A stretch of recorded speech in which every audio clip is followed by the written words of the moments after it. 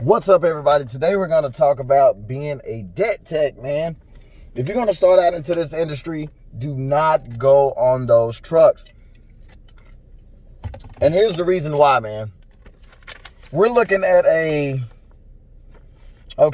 let's pick this 13-piece socket set right here. I don't know if you can see it or not. Come on now. Where's the price at on this thing? $500 for a 13-piece socket set, half-inch impact rated. Now, that is very expensive for you to get that set and not even have all the tools that you need. With $500, man, you can mix and match a lot of tools from Amazon, Home Depot, Lowe's, Harbor Freight. And I think Lowe's owns, they sell Craftsman too, and Amazon as well.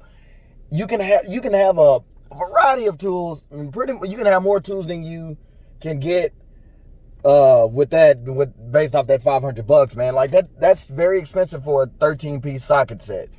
And I get the whole hype that it's all made in the USA and stuff like that, and it's a good tool. You ain't got to worry about rounding off bolts and stuff like that. And this video is not to be talking about Snap-on and Mac and Cornwell and stuff like that. Because, they're good tools. And, heck, me talking bad about them is not going to stop anybody from buying them. But I'm not talking bad about them. I'm just saying they're expensive. But with the tools that I've been using, which is Husky, Cobalt, Pittsburgh, and these are like from all the stores that I name as well, I have yet to round off a bolt, bust my knuckles or anything like that while working on the car. These tools that I get from all these places are very sturdy. They're very good. Like I promise you, I've never had a problem with this. So do not be a debt tech, because if you come into this industry and you spend $11,000 on the toolbox, which like Snap-on boxes, they can get up to $100,000 if you let it. If you have $11,000 worth spent into a toolbox and there's no tools in it, who's going to fix the car? The toolbox or you? And you don't even have any tools. You got that much money stuffed into that box. And then you got to understand, if you're a technician and you're probably not getting too much work, you're going to still have to pay for that box. Unless you're rich or whatnot and you was able to just cash it out. But you're still going to have to pay for that box. So don't be a debt tech, because debt techs, you hear all these horror stories that, oh man, I'm not getting enough work. I'm just sitting over here cleaning my tools and blah, blah, blah, blah. See, a lot of technicians don't make money because they're spending $200 or $300 a week just in tools. And me personally, I always buy my tools accordingly, because if I'm not doing brakes, it's kind of no point for me to go to that Snap-on truck. It's no point for me to go to that Snap-on truck and spend $800 on that set, and I'm not doing brakes. And then you got some of these tool addicts that just buy all the tools because they just feel like they gotta have them. So do not be a debt tech, because that's gonna bring you. It's kind of a depressant. Like you're worried about paying for your tools and the things that you need to pay for in life, such as rent or mortgage, car note, car insurance, health insurance, life insurance, groceries. You're not going to even have food to put on the table because you got $11,000, $12,000, $30,000 locked up in tools that you got to spend so much money a week on these tools. And if you got a good, good, I guess a good vendor, or the guy that franchise, the person that's over the truck or whatnot, if you're good with them, they'll probably let you miss a payment or two, and that way until you get back on your feet. But that's still not going to benefit the fact that if you're not getting enough work, that you're going to be able to pay for it.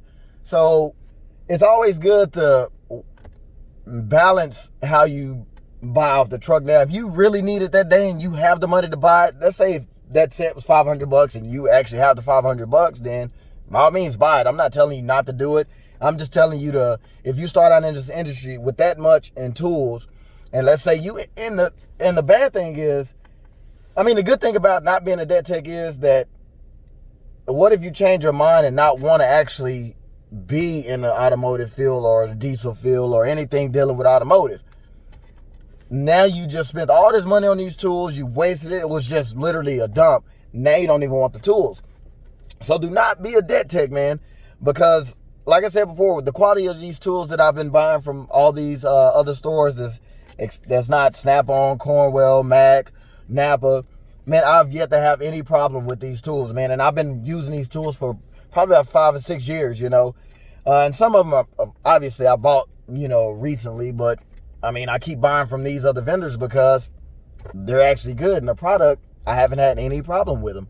So be smart when you're actually buying these tools, because these guys are real good. They're not crooks, but they're good hustlers, man. They can come to you and be like, man, this is the best in the market. And the only benefit about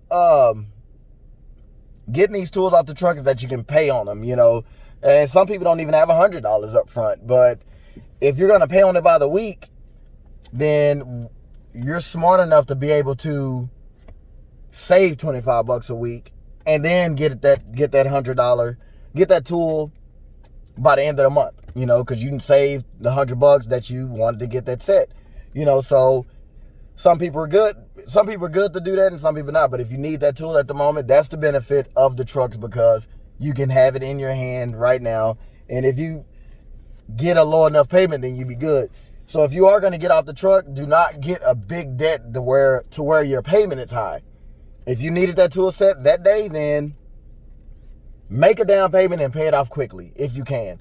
But do not be a debt tech, man, because you will end up broke.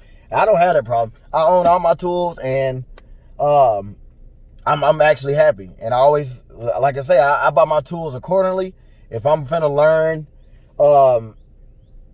let's say if I'm finna learn diagnostics, then I'm gonna need a lot of diagnostic tools. Excuse me, guys. Like DMMs, compression testers, smoke testers, anything that's going to help me diagnose the vehicle a lot better. You know, the whole sphygmometer things where you can like listen for the sound and see where you're getting the upper and lower engine noise and stuff like that. Then I'm going to need a lot of diagnostics tools. But if you're starting out as a lube tech, most of the time you will start out as a lube tech if you're fresh out of school, or if you already got experience, then you may come in as a tech. But most of the time you're going to start out as a lube tech. So literally a 100-piece set will be pretty good. So don't go getting a 100-piece set off of Snap-on truck and spend about $600 when you can literally go to Lowe's or something, or Amazon, and get a 100-piece set for like $50. You know, like, and you know, that same 10-piece set, Lowe's you can get for probably about $50. Home Depot you can get for about $50-$60.